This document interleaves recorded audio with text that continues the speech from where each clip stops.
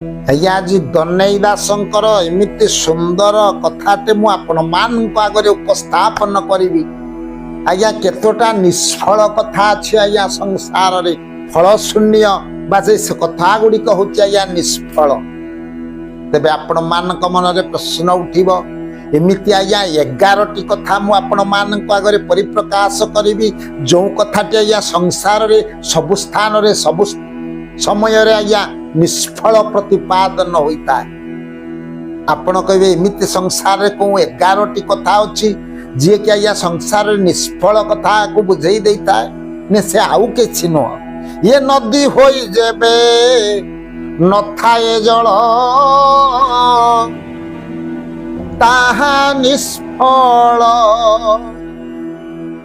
ଆଜ୍ଞା ବହନ୍ତା ନଦୀ ନଦୀ ହୋଇଛି, ନାମଟା ପାଇଛି ଆଜ୍ଞା ନଦୀ। ଯିଏ ଅଛି ଆଜ୍ଞା ଜଳାଶୟ ନଦୀ କଥାଟା ଆପଣଙ୍କ କାନରେ ବାଜିଲେ ଆପଣ ବିଚାର କରନ୍ତି, ନଦୀ ବୋଇଲେ ଆଜ୍ଞା ବହୁତ ବଡ଼ ଜଳାଶୟକୁ ବୁଝାଏ। ବା ଜଳ ଯେଉଁ ନଦୀରେ ଜଳ ସବୁ ଆସେ, ବଢି ପାଣି ଆସେ, ତେଣୁ ନଦୀ ହୋଇ ଯେବେ ନଥାଏ ଜଳ ଏହା ନିଷ୍ଫଳ। ନଦୀରେ ଯଦି ଜଳ ନଥିବ ଆଜ୍ଞା ସେ ନଦୀ ନାମଟା ନିଷ୍ଫଳ ହୋଇଗଲା। ଖାଲି ଏତିକି ନୁହେଁ, ଗ୍ରାମ ହୋଇ ଯେବେ ନାମ ଚହଳ।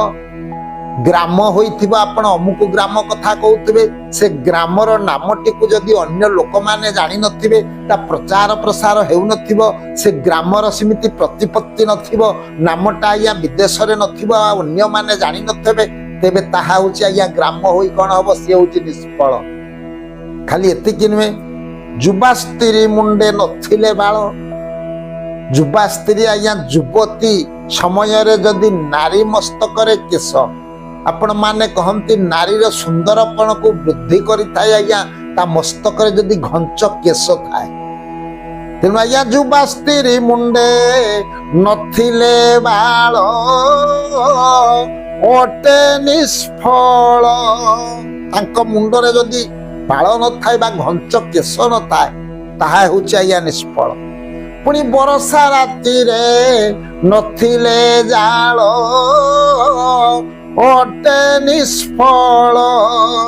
ବର୍ଷା ଦିନ ହେଇଥିବ, ବର୍ଷା ରାତି ହେଇଥିବ, ଘରେ ଯଦି ଜାଳ ନଥିବ ଆଜ୍ଞା ଚୁଲିରେ ଜଳେଇବା ପାଇଁ ଯଦି ଜାଳ ହୋଇନଥିବ, ଏବେ ତ ସମୟ ଅତିକ୍ରମ ହୋଇଛି, ଏବେ ଆଉ ଜାଳ କିଏ ଖୋଜୁଛି?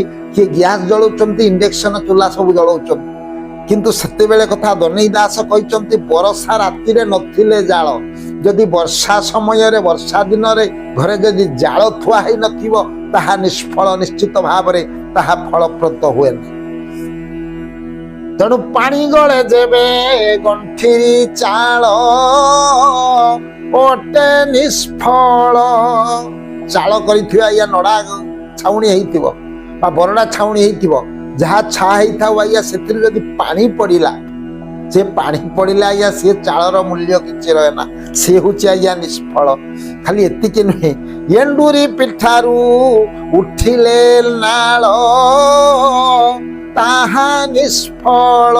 ଏଣ୍ଡୁରି ପିଠା ଘରେ କରୁଛନ୍ତି, ସେଥିରୁ ଯଦି ଆଜ୍ଞା ନାଳ ଉଠିଗଲା, ସେଟା ବାସି ପିଠା ହେଇଗଲା, ସେଥିରେ ଆଜ୍ଞା ନିଷ୍ଫଳ ହେଇଯିବ, ସେ ପିଠାର ମୂଲ୍ୟ ଆଉ କିଛି ରହିବ ନା। ଖାଲି ବନ୍ଧୁ ହୋଇ ଯେବେ ନଦେଲା ବଳ ଭାରି ନିଷ୍ଫଳ।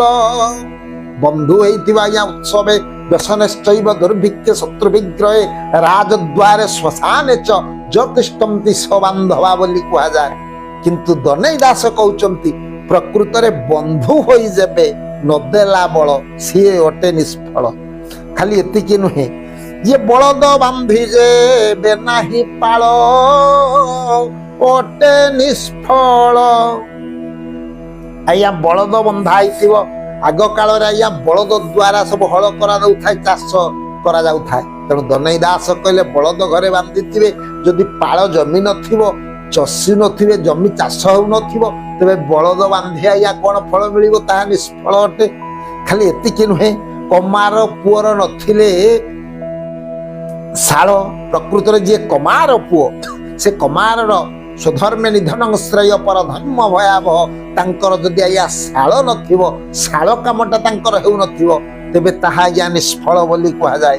କରଣ ପୁଅର ନ ଜାଣିଲେ ନଳ, କରଣ ପୁଅ ନ ଜାଣିଲେ ନଳ, ତାହା ନିଷ୍ଫଳ।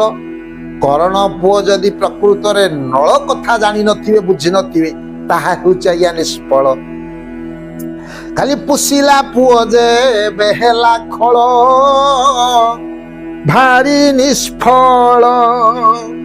ପୁଷିବା ସମୟରେ ପୁଅ ଯେତେବେଳେ ବାପା ମାକୁ ପୁଷିବା ସମୟର ସେତିକି ବେଳେ ଆଜ୍ଞା ଖଳ ପ୍ରକୃତିର ହେଲା, ଧରନ୍ତୁ ବାପା ମା ଠାରୁ ସିଏ ଅଲଗା ହେଲା, ତାହା ନିଷ୍ଫଳ। ପୁଅ ରହି ଯାହା ନ ରହି ସିଏ ନିଷ୍ଫଳ ହୋଇଯାଏ। ଖାଲି ଏତିକି ନୁହେଁ, ବୋଲେ ଦନାଇ ଏ କଥା ନିଷ୍ଫଳ। ନିଶ୍ଚିତ ଭାବରେ 11ଟି କଥା ଯୋଉ ଆପଣ ମାନଙ୍କ ଆଗରେ ଉପସ୍ଥାପନ କଲି। ନଦୀ ହୋଇ ଯେବେ ନଥାଏ ଜଳ, ଗ୍ରାମ ହୋଇ ଯେବେ ନାହିଁ ନାମ ଚହଳ, ଯୁବା ସ୍ତ୍ରୀ ମୁଣ୍ଡେ ନଥିଲେ ବାଳ, ପାଣି ଗଳେ ଯେବେ ଗଣ୍ଠିରି ଚାଳ, ବରଷା ରାତିରେ ନଥିଲେ ଜାଳ, ଏଣ୍ଡୁରି ପିଠାରୁ ବହିଲେ ନାଳ, ବଳଦ ବାନ୍ଧି ଯେ ନଥାଏ ପାଳ, କମାର ପୁଅର ନଥିଲେ ଶାଳ, କରଣ ପୁଅ ନ ଜାଣିଲେ ନଳ, ପୁଷିଲା ପୁଅ ଯେବେ ହେଲା ଖଳ, ବୋଲେ ଦନାଇ ଏ କଥା ନିଷ୍ଫଳ। ତେଣୁ ସ୍ୱଳ୍ପ ସମୟର କଥାବସ୍ତୁ ଆପଣ ମାନଙ୍କ ଆଗରେ ଯୋଉ ପରିପ୍ରକାଶ କଲି ପୁରାଣ ରହସ୍ୟ ମାଧ୍ୟମରେ ଦନେଇ ଦାସଙ୍କର ସୁନ୍ଦର ନିଷ୍ଫଳ କଥା, 11ଟି କଥା ଏ ସଂସାରରେ ହେଉଛି ନିଷ୍ଫଳ, ସେ କଥାକୁ ଉପସ୍ଥାପନ କରି ସ୍ୱଳ୍ପ ସମୟର କଥାବସ୍ତୁକୁ ଆଜି ବିଶ୍ରାମ ଦଉଛି। ପରବର୍ତ୍ତୀ ଅଧ୍ୟାୟରେ ଆଉ ଗୋଟିଏ ସୁନ୍ଦର କଥାବସ୍ତୁ ନେଇ ଆପଣ ମାନଙ୍କ ଆଗରେ ମୁଁ ଉପସ୍ଥାପନ କରିବି। ସେ ସାରବେ ଭବନ୍ତୁ ସୁଖୀନ ସର୍ବେ ସନ୍ତୁ ନିରାମୟା, ସର୍ବେ ଭଦ୍ରାଣି ପଶ୍ୟନ୍ତୁ